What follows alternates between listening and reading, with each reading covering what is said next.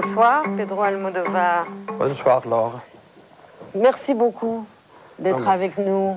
C'est un vrai bonheur que de vous retrouver ce soir. Nous avons passé plus d'1 mois et demi à voir vos 15 films avec Cécile et Ali. Et nous avons effectué un véritable voyage intérieur, un voyage esthétique, mais aussi un voyage moral, un voyage intellectuel, un voyage au pays du destin et de la mort, un voyage au pays aussi de la possibilité que la vie recommence et que l'espoir subsiste, quelle que soit la situation. Alors, nous allons commencer, Pedro, avec vous. C'est merveilleux que vous ayez vu ces 15 films et que ça vous ait fait ressentir tout ça. Je suis ravie. Vous vous souvenez de cette photo? Ah oui. Oui, oui, je m'en souviens, bien sûr. C'est une photo qui a été prise dans le jardin de la maison où je suis née, dans la région de la Manche. Et entre les mains, j'ai l'un des rares jouets que j'ai pu avoir, parce que je n'ai pas eu beaucoup de jouets quand j'étais enfant. Là, j'ai un ballon entre les mains et je vois que j'ai le visage très rond pour un enfant aussi jeune. Oui, mais vous avez l'air très facétieux aussi. Vous avez l'air très heureux. Oui. Alors que manifestement, je crois savoir que vous avez vécu une enfance plutôt solitaire, séparée des autres.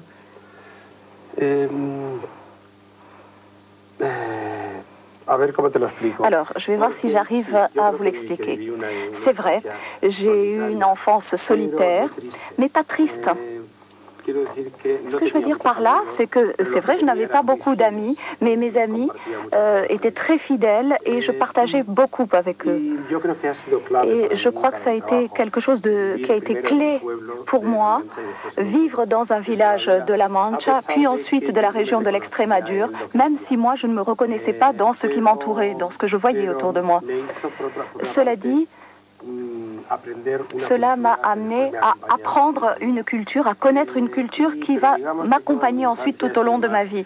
Mais c'est vrai que dans mon enfance, j'étais un enfant qui écoutait, j'étais pas tellement un enfant actif. Et je me souviens que dans des jardins comme ceux-là, il y avait des conversations de ma mère avec ses voisines.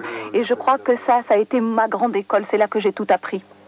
Alors voici une seconde photo que vous allez reconnaître. C'est une photo de tournage d'un de vos films. Oui. Des femmes au bord de la crise de nerfs. Oui, c'est le cas de le dire. Cette dame que l'on voit sur la photo, c'est ma mère.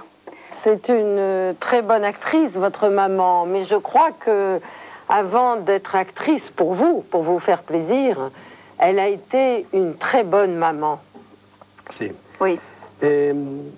Bueno, quiero decir, nunca he juzgado cómo podía ser mi madre. Moi, j'ai jamais réfléchi à ça. Je n'ai pas jugé ma mère en tant que mère. Mais c'est avec le temps, petit à petit, que je me suis rendu compte qu'elle m'a inspiré la majorité des personnages féminins que j'ai écrits. Et c'est un souvenir, c'est une présence qui sera toujours là. Et elle continue à m'inspirer de nouveaux personnages pour mes futurs films.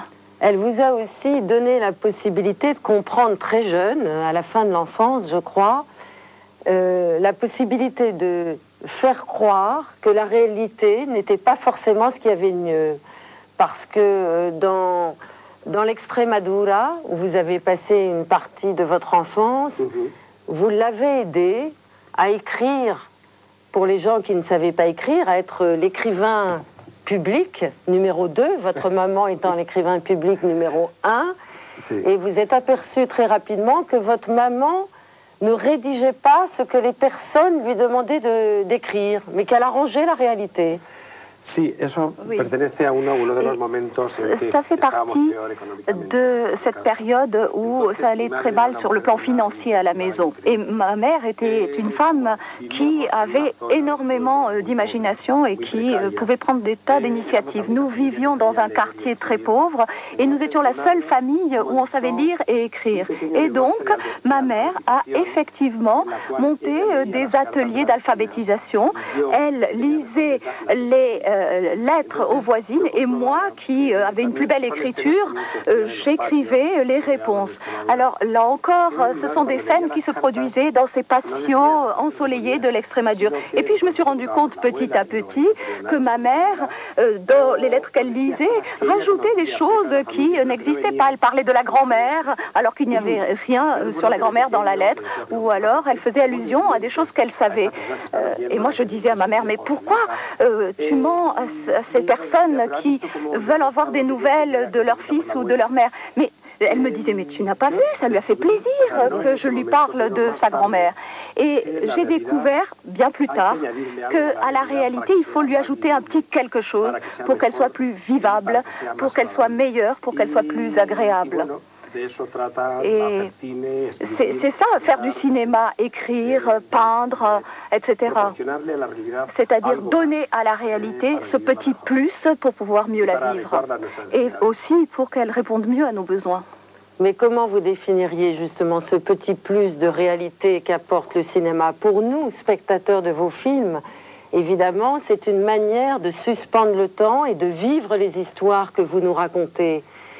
Mais le cinéma, est-ce que c'est un supplément d'âme pour vous ou c'est une manière de scénariser la réalité? Alors, d'un côté, le cinéma, pour moi, c'est un véritable complément de la réalité. Et en ce qui me concerne, moi, c'est ma vie. Le cinéma, c'est ma vie. Moi, je vis exclusivement pour pouvoir ensuite raconter quelque chose dans un film.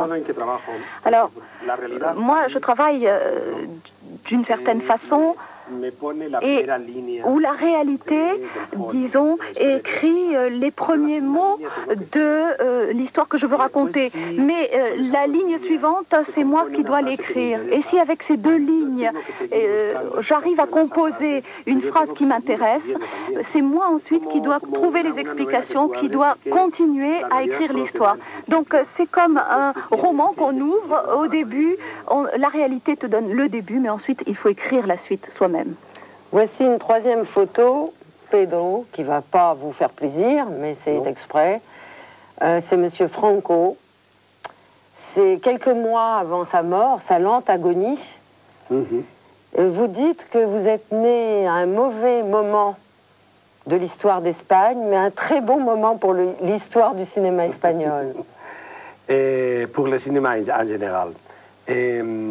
Oui, c'est vrai, je suis née au début des années 50. Et c'était une époque où le monde entier était en train de se remettre des séquelles de la Deuxième Guerre mondiale. Le monde entier se démocratisait, à l'exception de l'Espagne, qui avait été enlevée, séquestrée par cet homme, et qui a été entre les mains de cet homme pendant 40 ans, jusqu'à la fin des années 70. Donc pour moi, ça représente le passé de mon pays. Et heureusement, ça ne représente qu'une petite partie de mon passé. Heureusement, quand Franco est mort, j'étais très jeune et j'ai pu recommencer ma vie sans que le fantôme de cet homme pèse sur moi.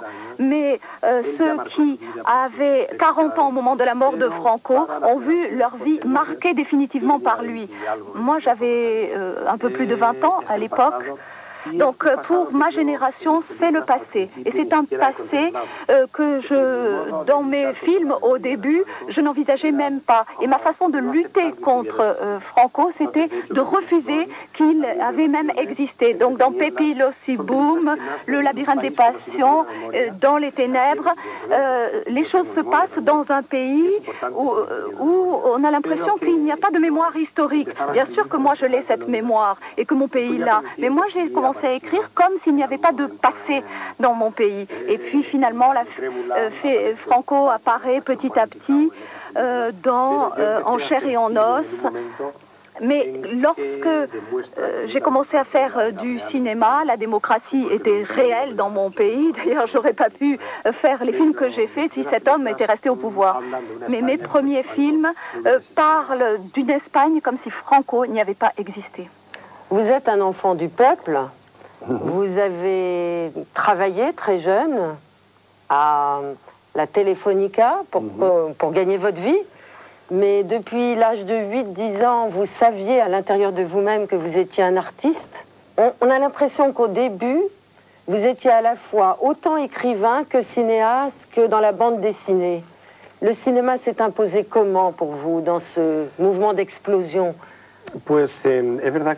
C'est vrai qu'au début, dès mon enfance d'ailleurs, j'ai commencé à écrire et à dessiner vers l'âge de 10 ans.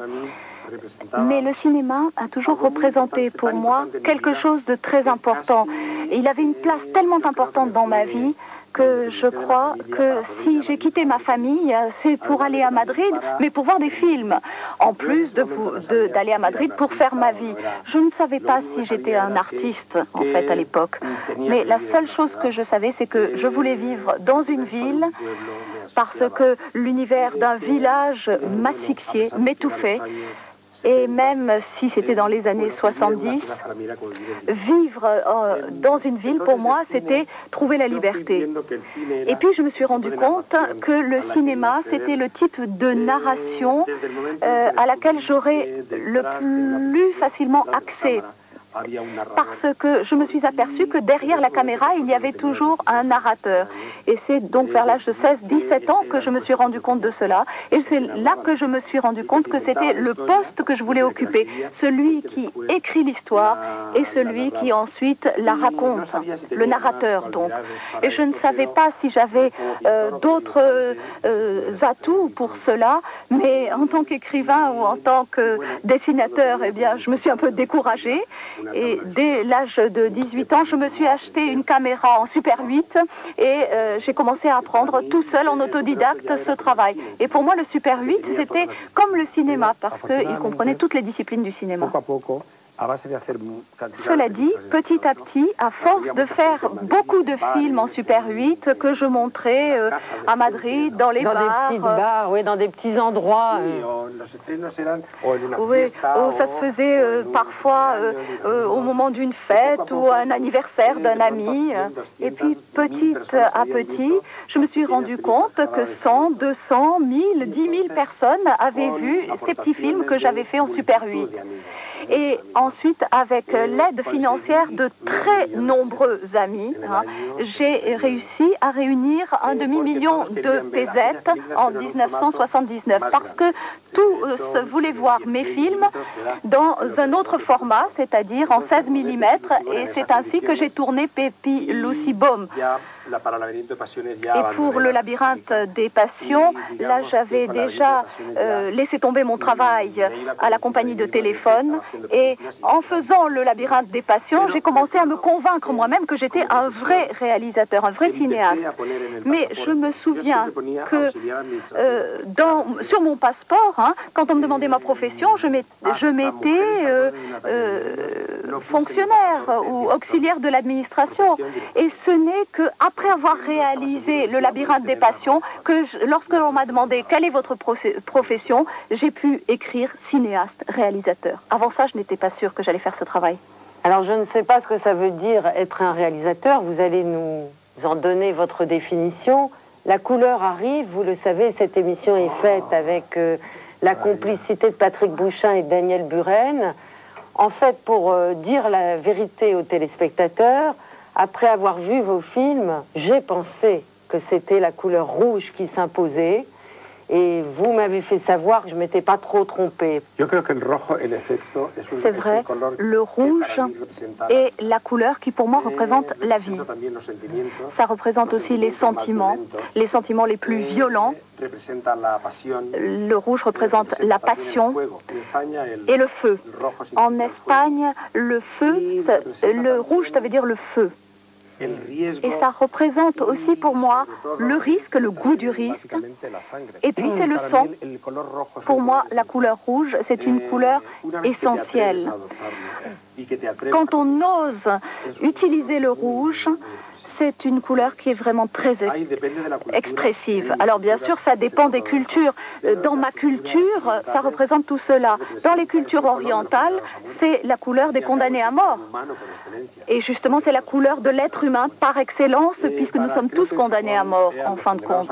Je crois qu'au Japon, on habillait les condamnés à mort dans une sorte de toge rouge. Donc ça dépend des cultures.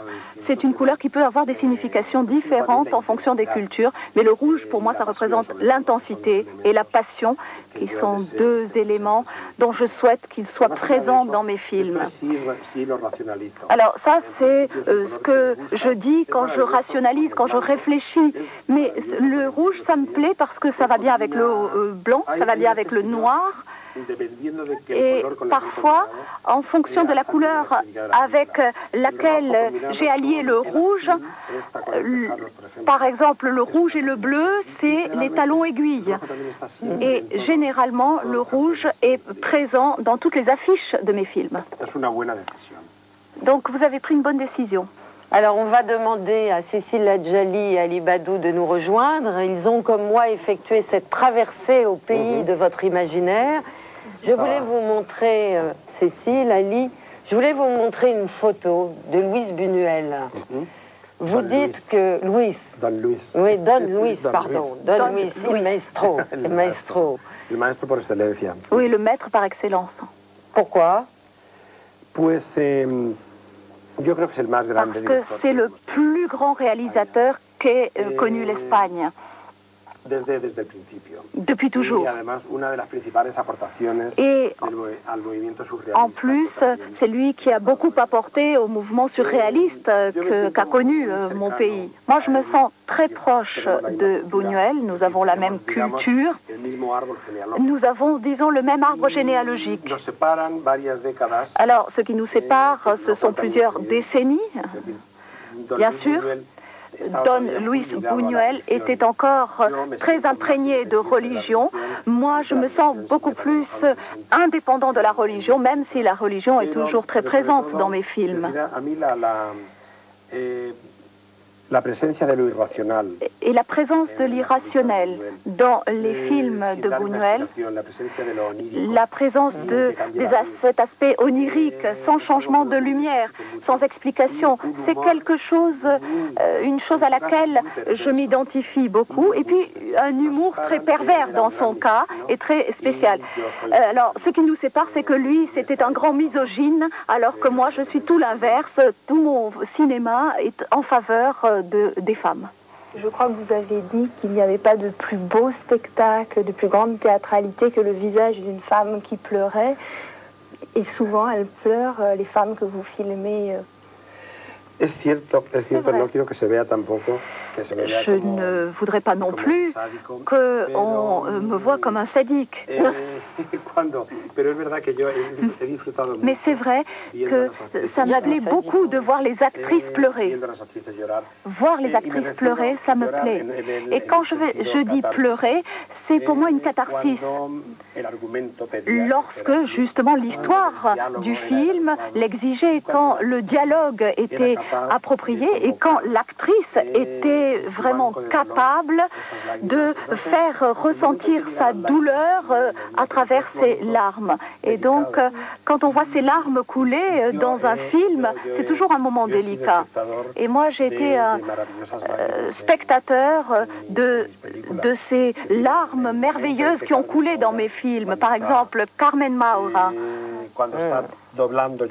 Lorsque elle double le film de Johnny Guitar dans Les femmes au bord de la crise de nerfs, et elle s'aperçoit qu'elle ne va pouvoir entendre son amoureux que à travers le casque, et elle commence à pleurer derrière les verres de ses lunettes. C'était des larmes merveilleuses. Heureusement, j'ai eu la chance de travailler avec de merveilleuses actrices, de celles qui ont le mieux pleuré en espagnol. Et très souvent, la douleur de la femme qui pleure, c'est la douleur dans l'enfantement. Il y a énormément de scènes où les femmes sont accouchées, des femmes qui enfantent, et je me suis demandé dans quelle mesure cette omniprésence de la maternité, cette obsession du sang, des règles et des enfants qui naissent dans tous vos films, et cette douleur, n'était pas une sorte de métaphore de votre travail, vous, de créateur.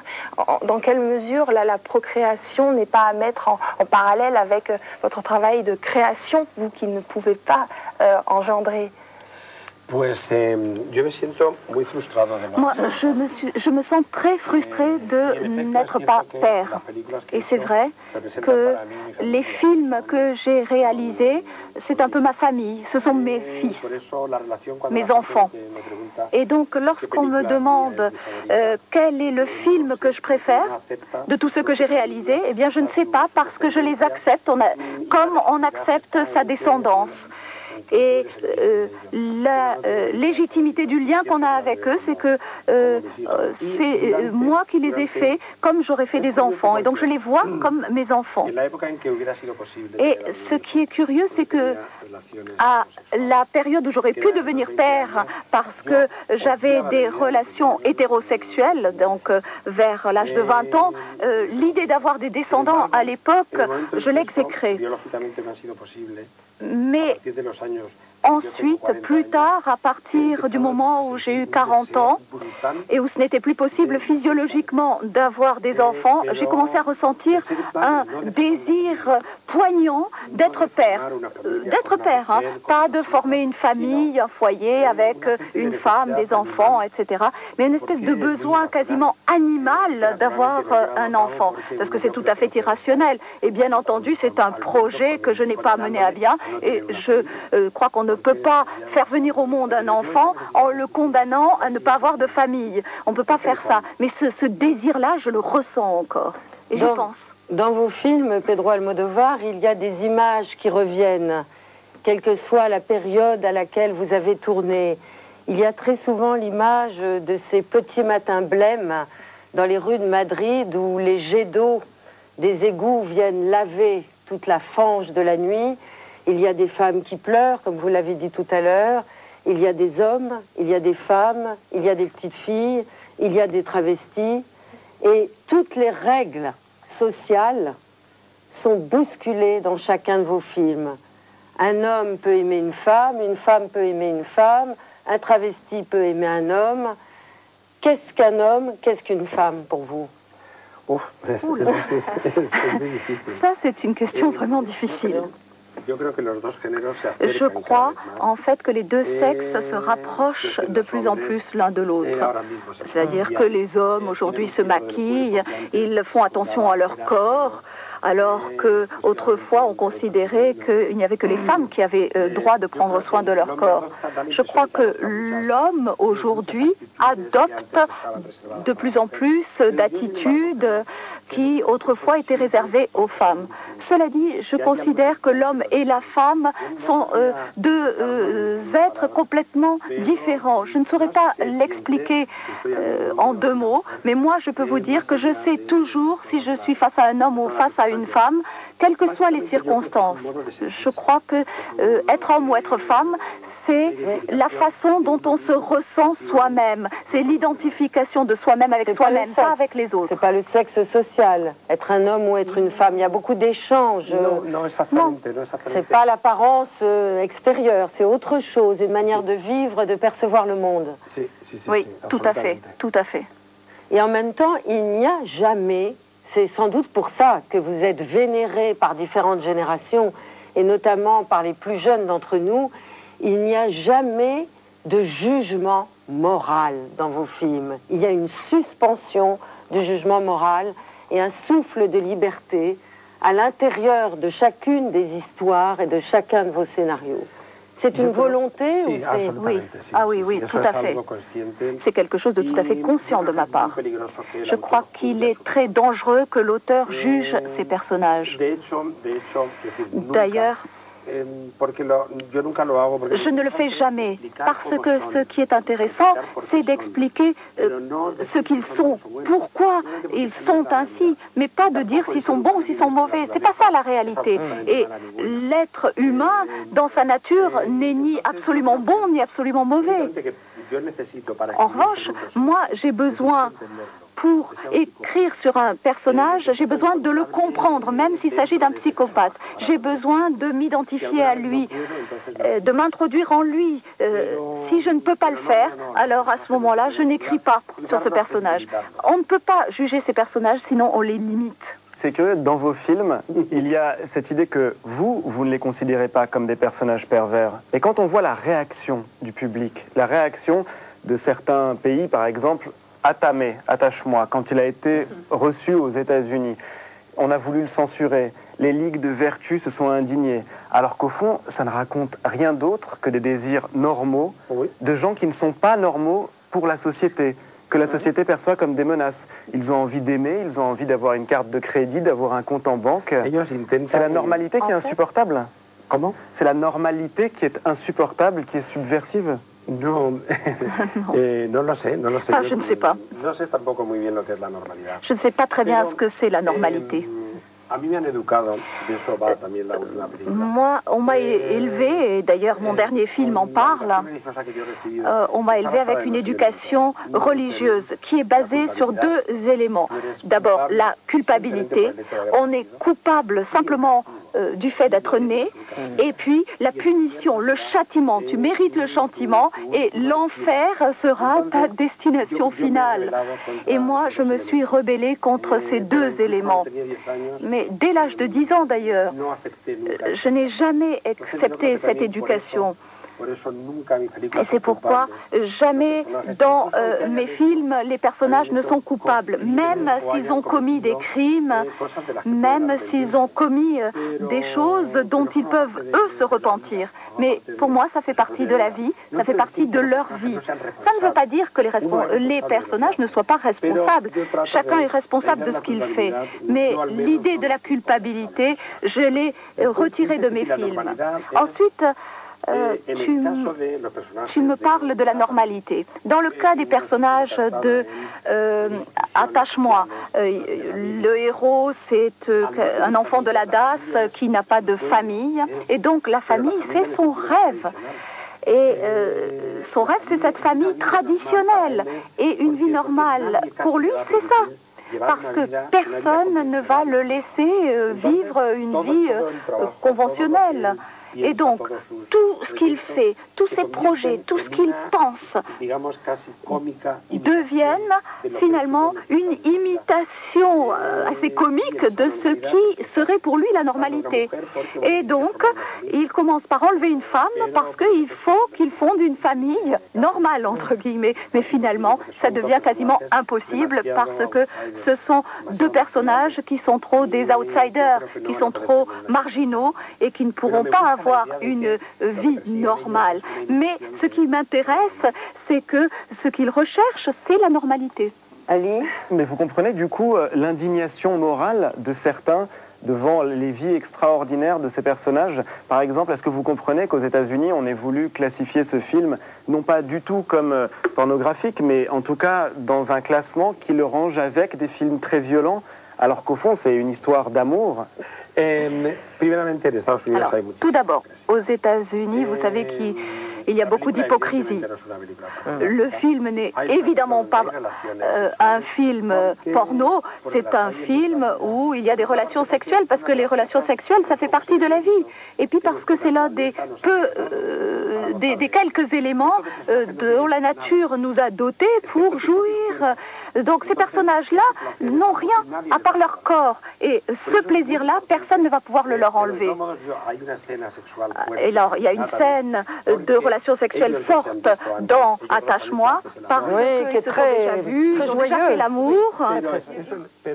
Et pourtant, cette scène que vous avez vue est faite avec des premiers plans. Mais tant Victoria Abril que Antonio Banderas étaient tellement merveilleux, ils étaient tellement extraordinaires dans cette séquence que l'association qui classe les films aux États-Unis a cru qu'il faisait l'amour pour de bon pendant cette scène. Donc vous êtes vraiment un magicien et vous jouez sans arrêt dans le rapport entre la réalité et effectivement la fiction, et en voyant vos films... C'est merveilleux, hein, c'est merveilleux qu'on confonde la réalité et la fiction. Mais c'est une ligne de tension chez vous. C'est une ligne, une orientation majeure de votre œuvre cinématographique. C'est cette espèce de flou très savant et très pervers que vous introduisez entre la réalité et la fiction. Et en voyant vos films, on croit à votre réalité, alors que ce n'est que du cinéma. Sí. Oui, pour moi, le cinéma, c'est une représentation de la réalité, mais qui est très proche de la réalité. Cela dit, ce qui m'intéresse, c'est justement de la représenter, cette réalité. Je ne vais jamais faire de film naturaliste, même si c'est un style tout à fait intéressant. Mais depuis toujours, ce qui m'intéresse, ce n'est pas l'artifice, mais la représentation des émotions. Et la représentation, on l'obtient avec des artifices. Les artifices des acteurs, les artifices du décor. La seule chose qui doit être authentique, c'est les sentiments des personnages. Mais on y arrive grâce aux artifices. Mais dans un film, il y a la rédaction du scénario, il y a la direction d'acteurs, il y a le découpage et le montage du film. Et à l'intérieur de toute votre cinématographie, il y a vraiment l'impression d'un développement et de plusieurs cycles à l'intérieur de vos films.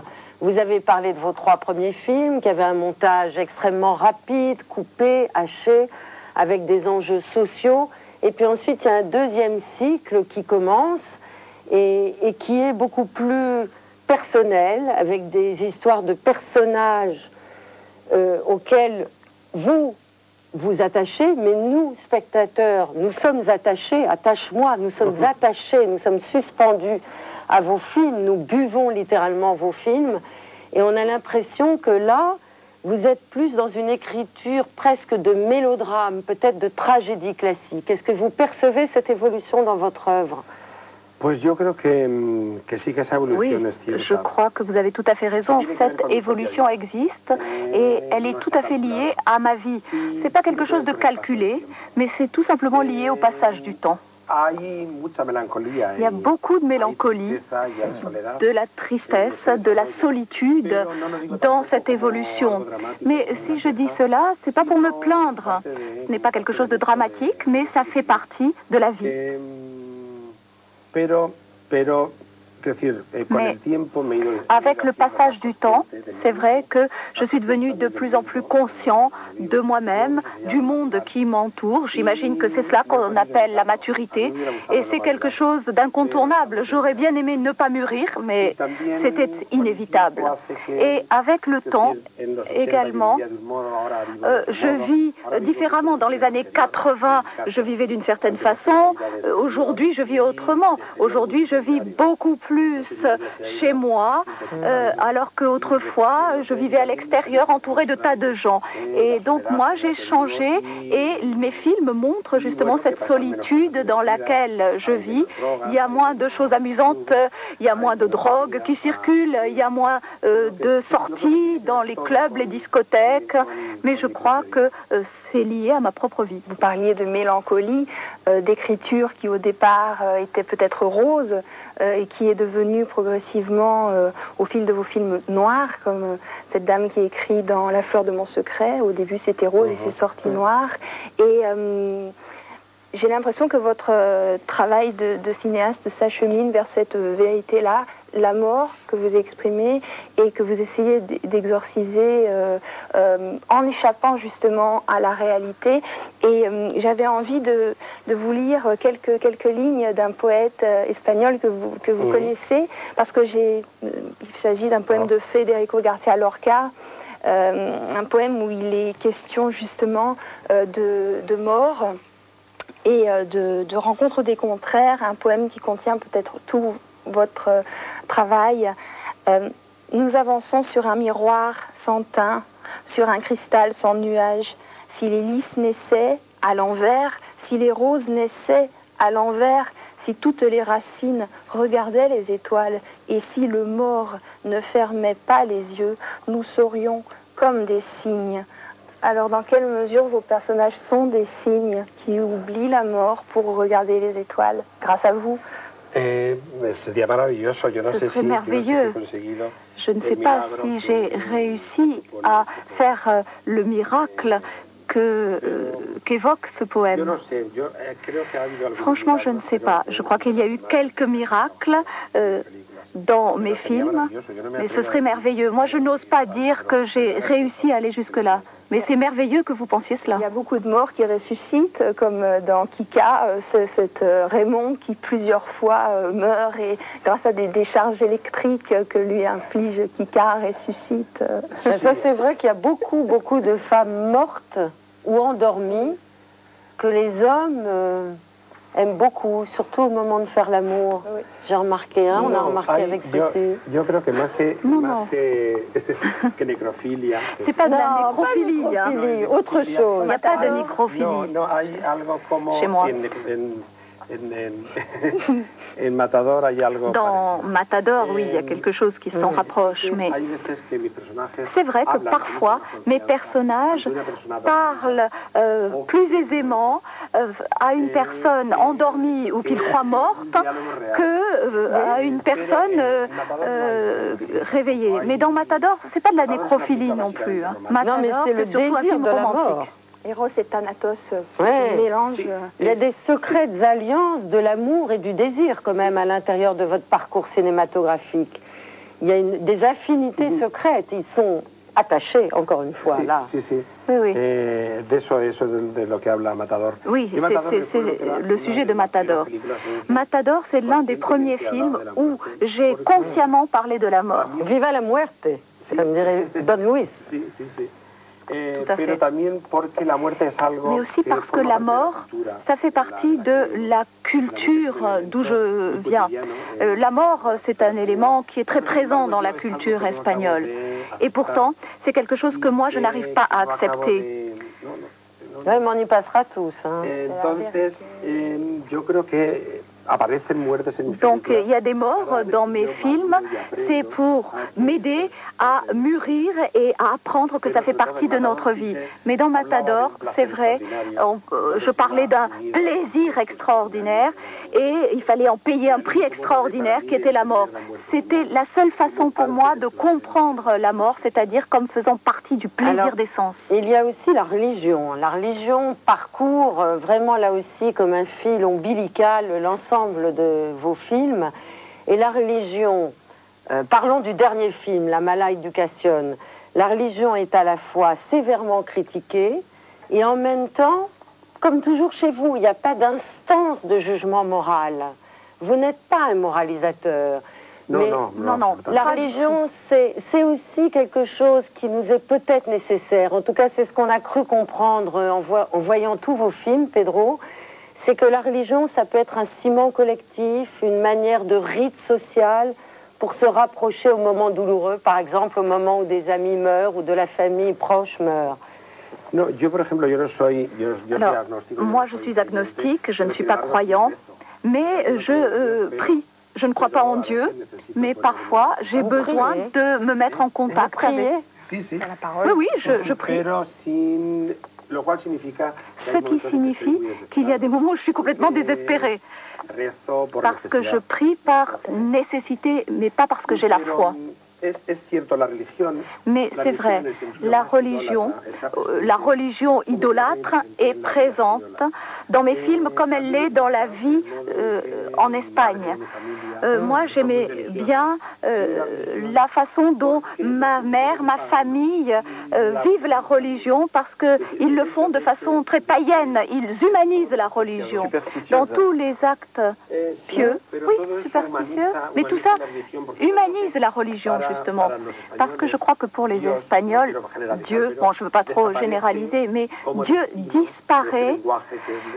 Il n'est plus le destinataire de ce langage qu'est la piété, la religion. Et en revanche, ce qui est très présent, ce sont les autres personnes avec lesquelles on partage la liturgie. Bon, moi, dans La Mauvaise Éducation, condamne cette éducation religieuse, mais en même temps, j'adore la liturgie catholique. Ouais, c'est très érotique, cette fameuse scène dans La mauvaise éducation, où cet enfant commence à chanter et où il adresse ce chant à un de ses camarades en lui faisant un petit clin d'œil. C'est pétri de sentiments et d'altitude. On a l'impression qu'on va au ciel, pour le coup. Non, et c'est vrai. Donc il y a un mélange des deux. La liturgie catholique, pour moi, me semble une liturgie magnifique. Pour que l'être humain s'exprime et pour que les personnages, surtout, s'expriment par rapport aux autres, se racontent aux autres. Dans cette scène où l'enfant chante ce Kyrie de Rossini, en quelque sorte, je vole à Dieu cet acte de piété, cette cérémonie magnifique, somptueuse, et j'en fais un instrument pour l'enfant qui lui permet de dialoguer avec l'autre enfant. Donc cet acte de liturgie, toute cette cérémonie, l'enfant se l'approprie. Il se l'approprie et puis il la dédie à cet autre enfant qui est là, qui le regarde. Et dans La mauvaise éducation, tous ces rites, tous ces actes religieux deviennent des scènes cinématographiques où les personnages, en fait, communiquent entre eux grâce à ces rites. Par exemple, quand Sarah, qui est un travesti, qui est habillée en femme, entre dans l'église. Au moment où elle va entrer, le prêtre est en train de commencer ce que dans la messe on appelle l'acte de contrition. Il dit « c'est ma faute, c'est ma faute, c'est ma très grande faute ». Et elle dit « oui, par ta faute, par ta faute ». Et ça devient un dialogue réel entre les personnages, même si c'est une cérémonie religieuse. Donc la liturgie catholique est magnifique pour moi et j'aime bien la voler, en voler la destination et en faire un vecteur de communication humaine. Pedro, on a dit que désir, ça pouvait être une clé de compréhension de votre œuvre. On a dit que liberté aussi, ça pouvait être synonyme de votre travail. Il y a un autre mot clé, je crois, après avoir vu tous vos films, c'est le mot parole. D'ailleurs, il y a un film de vous qui s'appelle « Parle avec elle ». On a toujours l'impression, dans tous vos films, depuis le premier jusqu'au dernier, La mauvaise éducation, qu'il faut savoir oser parler, qu'il faut toujours se parler, même quand ça va mal. Que ça soit dans une famille, que ça soit dans un couple, que ça soit entre frères et sœurs, il faut parler, se parler. Pourquoi la parole a cette vertu libératoire intérieurement dans votre vision du monde? Je ne sais pas, mais c'est vrai que la parole a un effet, pas seulement pour les personnages qui s'expriment entre eux par les mots, mais la parole peut avoir quelque chose de miraculeux. Dans « Parle avec elle », la parole, ça signifie l'amour. Le fait que Benigno parle avec cette femme qui est dans le coma, ça signifie qu'il l'aime. Le fait que l'autre personnage ne puisse pas parler, parce que lui, il est beaucoup trop rationnel, et il trouve ridicule de parler à une femme qui est dans le coma. Et il dit, mais pourquoi est-ce que je lui parlerai? Et Benigno lui dit, mais si, parle avec elle. Donc le fait que cet homme-là ne puisse pas parler, ça signifie qu'il ne peut pas condamner. Ça signifie qu'il condamne déjà ce corps au silence et à la mort, le corps de cette femme. Et de fait, ce personnage de Dario Gradinetti ne parle que avec une femme, cette femme inerte, qu'au moment où il a abandonné l'autre femme, et qui va par ailleurs leur permettre de se réunir un peu plus tard dans le film. Donc on n'ose parler qu'aux personnes que l'on aime vraiment. C'est ce que j'essaye de dire dans « Parle avec elle ». Et pour moi, en plus, la parole, c'est fondamental. Avant d'écrire, avant de faire des films, eh bien, j'étais un narrateur oral. La fiction, pour moi, est toujours liée à la parole. l'imagination est toujours liée à la parole. Et le cinéma, pour moi, quand j'étais enfant, était toujours lié à la parole aussi. Parce que moi, ou bien je racontais les films que je voyais à mes sœurs, ou bien quelqu'un me racontait des films. Et les premières relations que j'ai eues avec le cinéma, c'était quelque chose qui me mettait dans un tel état d'excitation que je racontais le film à mes frères et sœurs et que j'en rajoutais, j'inventais des choses comme faisait ma mère pour les lettres de nos voisines. Et donc, en effet, le verbe a toujours été premier pour moi. La parole a toujours été là parce que la parole, c'est la fiction, mais c'est aussi la vérité, c'est l'amour, c'est la haine et c'est la vie. Est-ce qu'on ne se parle pas finalement en vérité qu'à soi-même, comme on ne se confesse que devant Dieu? Je crois que si. Si. Je crois que oui. Les lettres, par exemple. Moi, aujourd'hui,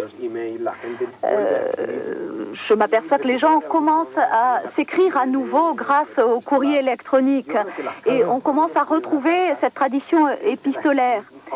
Et les lettres, même si on ne se les envoie pas à soi-même, eh bien on s'écrit à soi-même. C'est un monologue finalement, on s'explique des choses à soi-même. Et c'est pas égoïste, hein. Le fait de se parler à soi-même à travers ces lettres. Tout ce qu'on fait d'ailleurs avec les autres, c'est aussi quelque chose qui nous permet de nous mettre en relation avec nous-mêmes. C'est pour ça que la générosité n'existe pas. La générosité, c'est une forme d'égoïsme, c'est quelque chose qui nous fait nous sentir bien.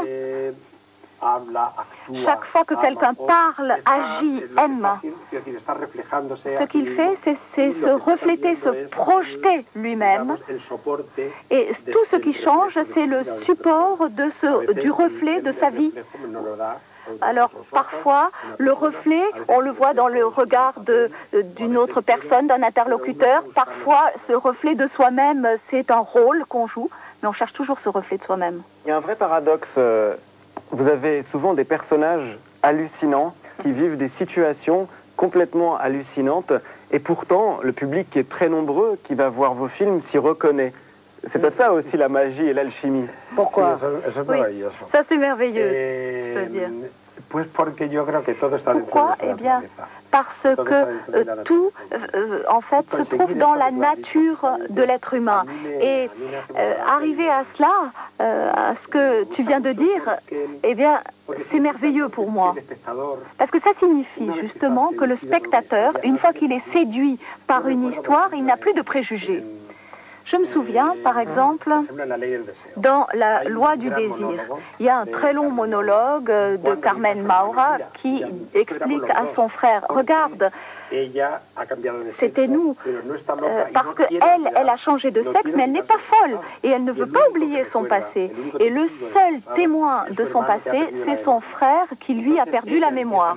Et donc, elle lui explique à lui, pour la première fois, pourquoi elle a changé, qui ils étaient.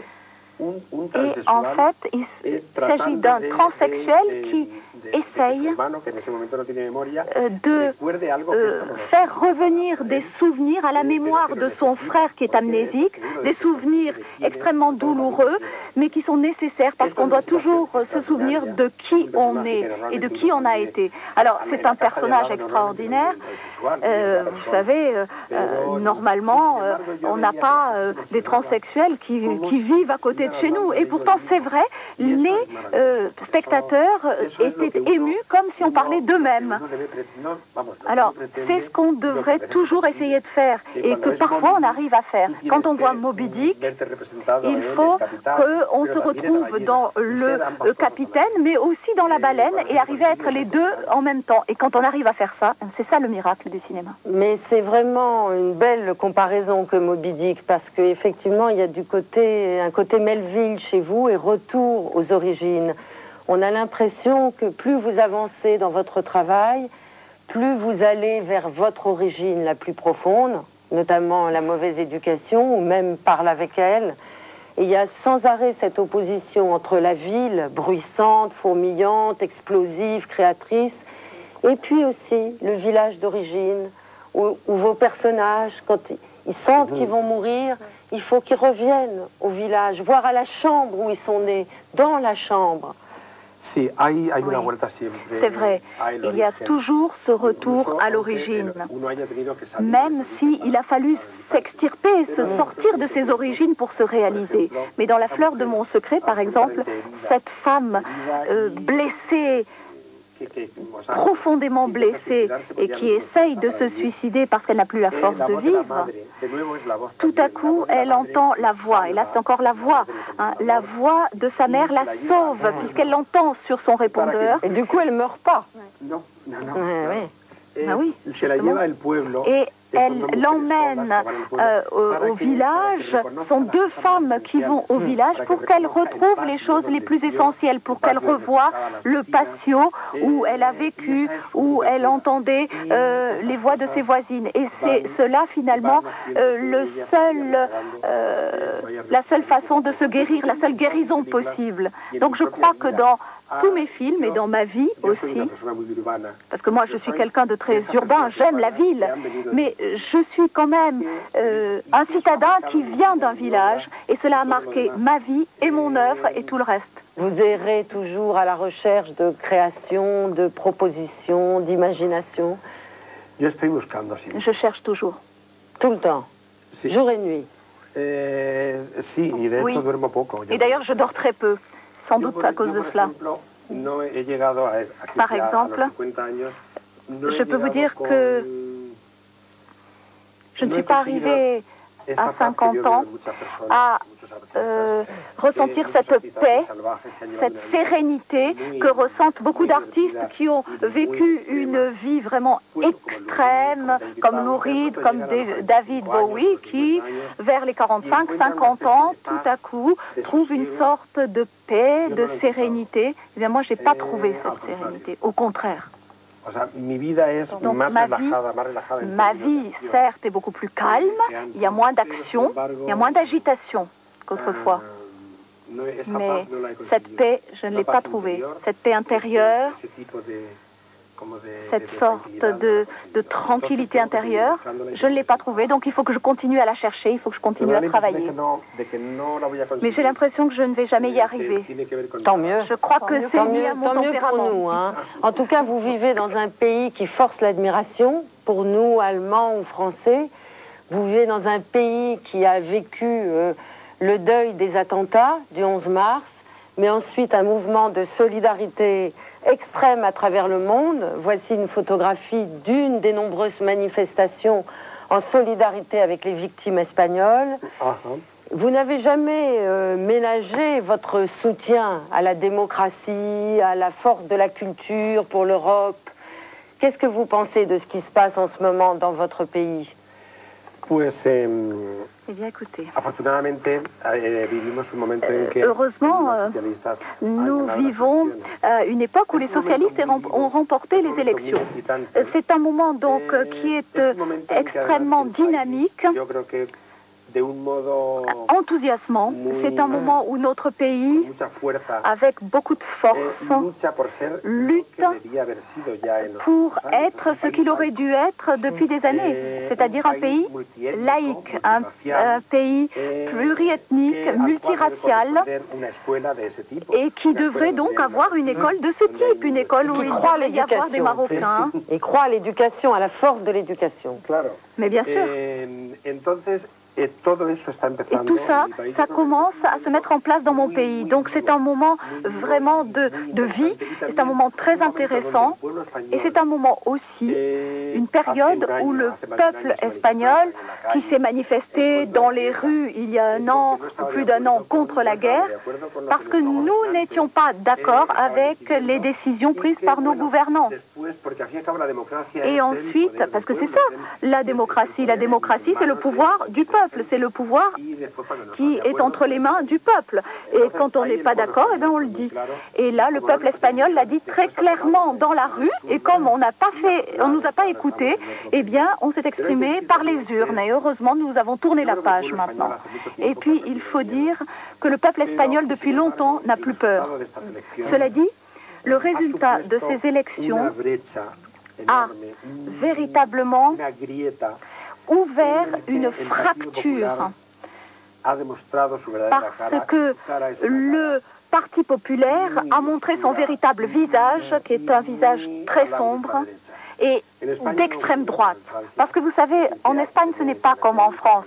Parce qu'ici, vous avez Le Pen, certes, mais vous avez une autre droite. Alors que le Parti populaire, c'est toutes les droites ensemble en Espagne. Et cette année, le Parti populaire, c'est vrai, a montré son véritable visage, le visage de l'extrême droite. Parce que le Parti populaire est devenu de plus en plus de droite. Il n'accepte plus la réalité. Il ne reconnaît plus ce qui se passe cette année, ce qui est l'histoire de notre pays. Il ne l'accepte pas. Alors, c'est vrai que c'est un moment délicat, parce que le Parti populaire essaye de polariser notre pays, de nous rappeler qu'il y a toujours eu deux Espagnes qui se sont opposées. Et en fait, ce Parti populaire essaye de faire revivre tous ces fantasmes, tous ces fantômes de notre histoire, ce fantôme de la guerre civile qui plane toujours. Et je crois que nous vivons un moment très positif parce que notre société est en train d'avancer, de s'éloigner de tout cela. Nous avançons très vite, mais j'ai quand même toujours peur encore de ce Parti populaire qui ne réfléchit pas, qui n'analyse pas sa propre trajectoire et qui essaye de nous convaincre que la réalité est différente de ce qu'elle est. Donc c'est un moment délicat en même temps. En même temps, vous êtes devenu maintenant une véritable icône. Vous êtes tellement connu et célèbre que vous êtes récupéré. Je crois que Ali a vu que même Zapatero essayait de vous récupérer. Le gouvernement vous court après, Pedro Almodóvar, puisque maintenant, on suit la loi du désir, même au gouvernement, même au Cortés, quand on essaye de légaliser le mariage entre personnes du même sexe, lorsqu'on pose très calmement la question de l'adoption par des couples homosexuels, au fond, on a l'impression, je ne sais pas si vous avez ce sentiment, que le gouvernement, ou en tout cas que les autorités politiques aujourd'hui courent après vos films, courent après cette récupération. Écoutez, ce serait extraordinaire, hein, j'en serais ravie.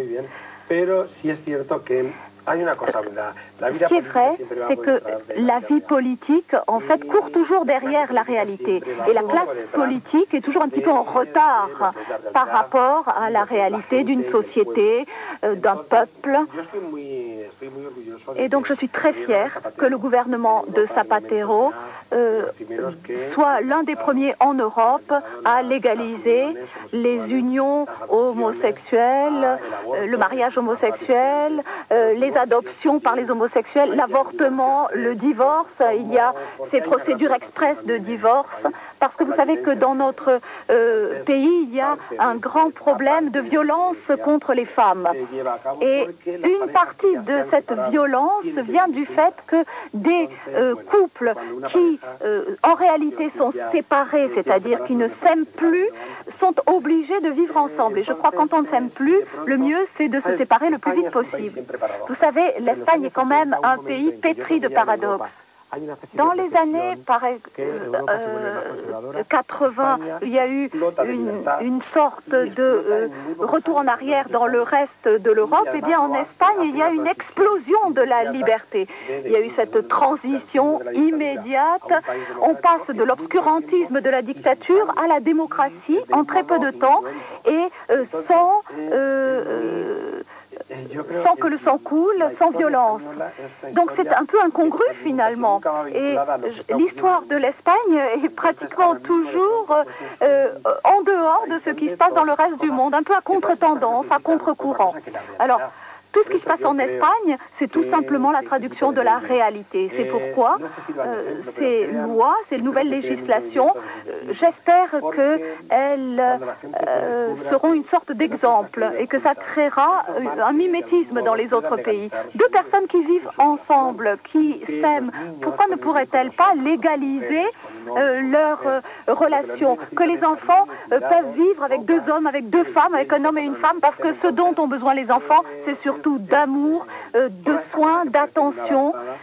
Alors, toutes ces choses qui paraissent être des grandes avancées, pour moi, ça me paraît tout à fait normal et j'espère que ça se produira dans le reste du monde. Pedro, on va terminer avec Bergman. On a vécu une soirée exceptionnelle sur Arte puisqu'on a découvert le dernier film de Bergman tout à l'heure. Bergman fait partie de vos cinéastes adulés, je crois, comme Buñuel. D'ailleurs, dans Talons aiguilles, votre personnage principal évoque Sonate d'automne. Bergman vieillit bien. Est-ce que c'est un modèle pour vous, toujours aussi créatif et... Oui, c'est un modèle en tant qu'homme, en tant qu'écrivain, en tant que cinéaste. Et surtout, la période qu'il vit maintenant, c'est la période la plus difficile de la vie, c'est le troisième acte. Et nous connaissons des gens qui ont eu un premier acte magnifique, un deuxième acte pas mal du tout, mais le troisième acte, c'est le plus difficile. Vieillir avec cette cruauté envers soi-même. C'est quelque chose, c'est un modèle, oui, pour moi. Il y a très peu d'auteurs qui soient aussi peu complaisants envers eux-mêmes et envers leur propre mémoire que Bergman. Ce qui, en fait, démontre d'une grande intelligence, d'un sens de la justice, aussi dans les relations personnelles. Et je meurs d'envie de voir Sarabande. Je crois que c'est l'un des plus grands cinéastes qu'ait connu le cinéma. Et en plus, c'est le réalisateur préféré des réalisateurs. C'est un réalisateur de réalisateurs, surtout de réalisateurs de comédie, même si ça paraît paradoxal. Le tableau de Daniel Buren se termine, le rouge a envahi l'espace de la toile, l'émission donc est en train de se terminer, et ce rouge fait penser aussi au rouge des petits matins, de ces soleils qui surgissent dans vos films, et qui sont l'idée toujours d'un recommencement, d'un possible lendemain, d'un espoir, d'une possibilité de conquérir chaque jour sa liberté à sa manière. Si, oui. Si, y está vivo todavía y se mueve. Et c'est encore vivant, ça bouge encore. Merci infiniment, Don Pedro, d'être venu. Merci. Non, Pedro. Merci aussi pour tous vos films, toute cette traversée que nous avons effectuée grâce à vos films qui sont disponibles en DVD et qu'on peut aller voir partout en Allemagne et en France. Et puis, je voudrais rendre hommage aussi à Frédéric Strauss qui a fait ce travail absolument exceptionnel sur votre œuvre, Pedro Almodovar, donc, Frédéric Strauss. Et puis, peut-être que vous regarderez Arte le mois prochain pour Permis de penser, ça sera Imre Kertész, le grand écrivain. Merci. Voyez, vous parlez français. Non, vous parlez nous. C'est très difficile pour moi. Je ne peux pas prononcer. Mais non, merci beaucoup. Merci à vous. Vous êtes venu de Madrid pour nous. C'est un grand honneur et un grand bonheur. Merci à tous et bonne soirée. Merci. Muchas gracias. Gracias a vosotros.